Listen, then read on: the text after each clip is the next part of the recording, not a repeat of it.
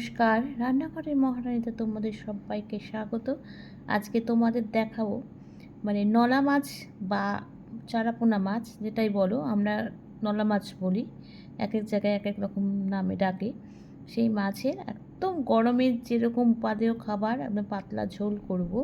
চলো দেখাই কিভাবে করছি। মাছটা কিন্তু খুব ভালো করে ধুয়ে আঁশ ছাড়িয়ে ভালো করে ধুয়ে নিয়েছি। আচ্ছা, এবার কি কি দিচ্ছি, আর রান্নাটা করব কিন্তু টমেটো দিয়ে, টমেটোটাই শুধু দেব কিন্তু। আচ্ছা, মাছটা তো খুব ভালো করে ধুয়ে নিয়েছি। চলো প্রথমে আগে মাছটাতে কিন্তু নুন আর হলুদটা মাখিয়ে রাখি। নুন আর হলুদটা মাখিয়ে রাখলে একটু একটু রেখে দিলে, ঢেকে দিলে মাছের মধ্যে নুনটাও ঢুকে যায়, আর সেই জন্য আর হলুদটাও ভালো করে মাখানো হয়ে যায়। আর সেই জন্য কিন্তু এই মাছটা কিন্তু আগে থেকে চলো নুন আর হলুদটা মাখিয়ে রাখি। আচ্ছা, এই মাছের যেহেতু জ্যান্ত মাছ, একদম এই গরমের একদম উপকারী খাবার যে জ্যান্ত মাছ, এই মাছের কিন্তু পাতলা ঝোলই ভালো লাগে। সেজন্য আমি একটু পাতলা পাতলাভাবেই রান্নাটা করব, আর মশলা খুব একটা দেবো না, টমেটোটা দিয়ে রান্না করব। টমেটোটা যার জন্য কিন্তু এখানে একটু বেশি লাগে। আর এটা তো এখন যেহেতু অফ সিজন, শীতকালে যদি দেশি টমেটো পাওয়া যায় সেই টমেটো দিয়ে কিন্তু করলে আরও সুন্দর লাগে খেতে। চলো এবার মাছটা রান্না করি। কড়াইতে দেখো সর্ষের তেল দিয়ে দিয়েছি, সর্ষের তেলটা গরম হয়ে গেছে। মাছ রান্না করলে আমরা সর্ষের তেলেই রান্না করি মাছটা। এবার দেখো মাছটা দিয়ে দিয়েছি, আর এই মাছগুলো কিন্তু আমরা একটু মাছটা ভাজাটা একটু কড়া ভাজা খাই, খুব একটা হালকা ভাজা খাই না। সেই জন্য আমার খুব বেশি কড়া না, মোটামুটি। সেই জন্য এবার মাছগুলোকে কিন্তু একটু ভালো করে ভেজে দেবো, আর মাথা সবসময় একটু ভালো করে ভাজতেই হয়। দিয়ে এবার চলো মাছগুলোকে খুব ভালো করে আচ্ছা, মাছগুলো কিন্তু পুরো ভাজা হয়ে গেছে। এবার ওই তেলেই, আমি আর তেল দিতে লাগিনি, দেখতেই পাচ্ছ মাছ ভাজার তেলেই কিন্তু আমি আবার ফোড়ন দিয়ে দিয়েছি। ফোড়নে কিন্তু আমি জিরে দিয়েছি, এসব মাছে জিরে দিলে ভালো লাগে, জিরেটা দিয়ে দিয়েছি। চলো জিরেটা একটু হালকা করে ভাজা ভাজা হোক, জিরের নইলে এটা জিরের কাঁচা গন্ধ থেকে যায়। আচ্ছা, জিরেটা কিন্তু আমার ভাজা হয়ে গেছে, জিরে দিয়ে একটু সুন্দর গন্ধ ছাড়ছে। এবার চলো, যেহেতু টমেটো দেবো আর কিছু দেবো না।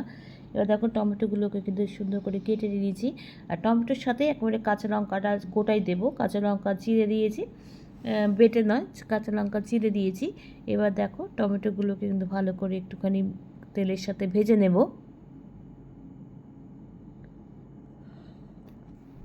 টমেটোগুলো কিন্তু বেশ নরম হয়ে গেছে।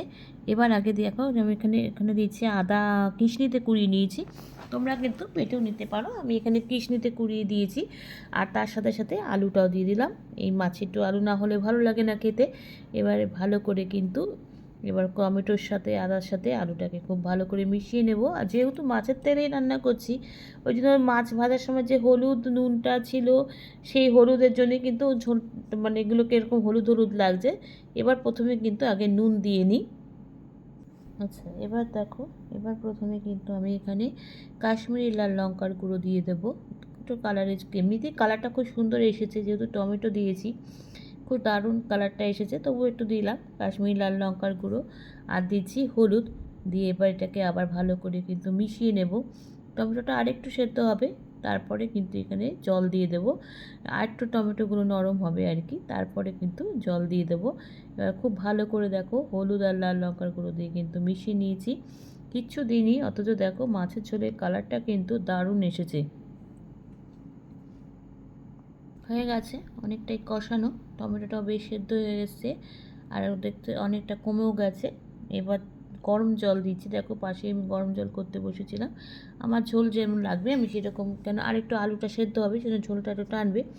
এবার কিন্তু শুধু ঝোল দিয়ে দিয়েছি, এবার আলুটা সেদ্ধ হোক। ঝোলটা ফুটে উঠেছে অনেকটাই, কিন্তু ঝোলের পরিমাণটাও অনেকটা কমে গেছে। এবার দুটো গোটা কাঁচা লঙ্কা দিয়ে দিয়েছি।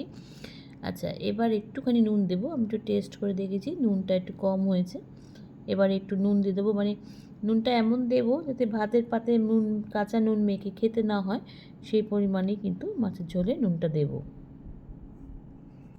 ঝোলটা ফুটে গেছে, এবার কিন্তু আমি ঝোলের মধ্যে মাছগুলো দিয়ে দেবো। ঝোলটাও অনেকটা কমে গেছে, টেনে গেছে আর কি, সেই জন্য।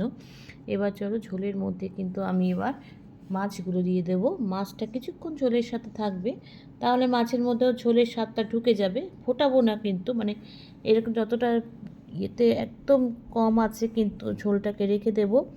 তাহলে কিন্তু মাছগুলো সেদ্ধও হবে না, কিন্তু ঝোলের মাছের মধ্যে বেশ ঝোলটা ঢুকে যায়, ঝোলের স্বাদটাও ঢুকে যাবে। এবার চলো খুব ভালো করে মাছটাকে ঝোলের সাথে মিশিয়ে নিয়ে মিনিট 5 মতন ঝোলটা রেখে দেব। তারপরে কিন্তু ঝোলটা আমি নামিয়ে নেব। হয়ে গেছে মাছের ঝোলটা একদম রেডি।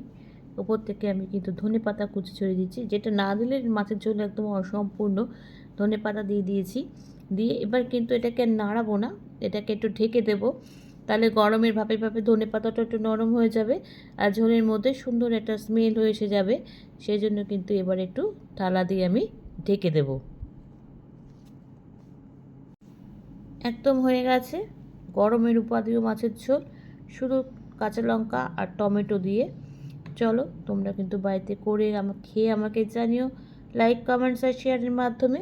তোমরা যারা আমার চ্যানেলটাকে সাবস্ক্রাইব করে আমার সঙ্গে রয়েছো, তাদের জন্য রয়েছে অসংখ্য অসংখ্য ধন্যবাদ।